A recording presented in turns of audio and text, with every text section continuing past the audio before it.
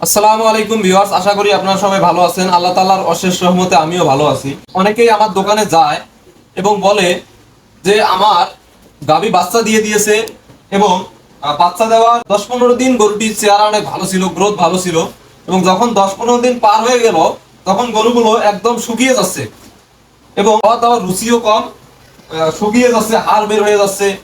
কি সমস্যা? দুধ কমে যাচ্ছে, কি কারণে এটা হচ্ছে? গরু যখন গর্ভবতী থাকে তখন কিন্তু গরুর চেহারাটা বা গ্রোথ অটোমেটিক ভালো হয়ে আসে, দেখতে অনেক সুন্দর দেখা যায়। যেমন এই যে গরুটা দেখতে পাচ্ছেন, এটা কিন্তু গর্ভবতী, দেখেন কত সুন্দর দেখা যাচ্ছে গরুটি। এর লোমগুলো মনে হয় যে উপরে তেল দিয়ে দিছে, এরকম অবস্থা।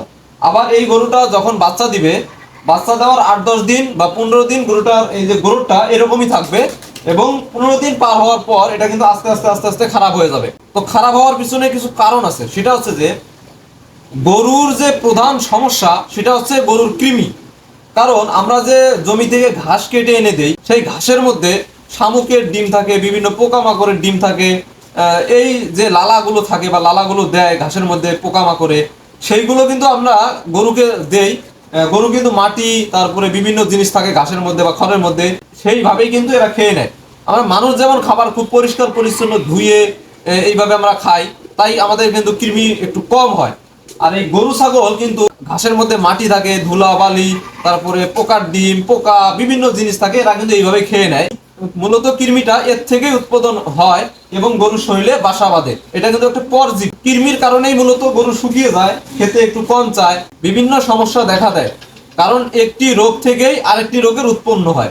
গ্রামের মানুষ কিন্তু গরুকে কৃমির ওষুধ খাওয়াতে অনেক ভয় পায়, যে কৃমির ওষুধ খাওয়ালে গরুর কোনো ক্ষতি হয়ে যাবে কিনা, বা আমার গরুটা গর্ভবতী, গর্ভবতী গাভীকে আমি কৃমির ওষুধ খাওয়ালে বাচ্চাটা পড়ে যাবে কিনা, এরকম বিভিন্ন কথাবার্তা। এরা এতটাই ভয় পায় কারণ তাদের একটাই সম্বল, যে গরুটা যদি কিছু হয়ে যায় তাহলে তো সে সহ্য করতে পারে না।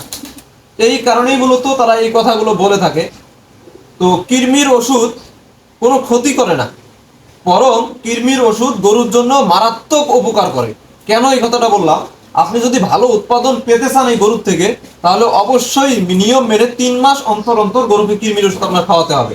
আপনি যখনই গরুকে কৃমিনাশক ওষুধ দিবেন, গরুর যে গ্রোথটা আছে সেই গ্রোথটা সর্ব অবস্থায় ঠিক থাকবে, গরুর খাওয়ার রুচি ঠিক থাকবে, গরুর রোগ প্রতিরোধ ক্ষমতা বাড়বে, গরুর রোগ হবে না বললেই চলে।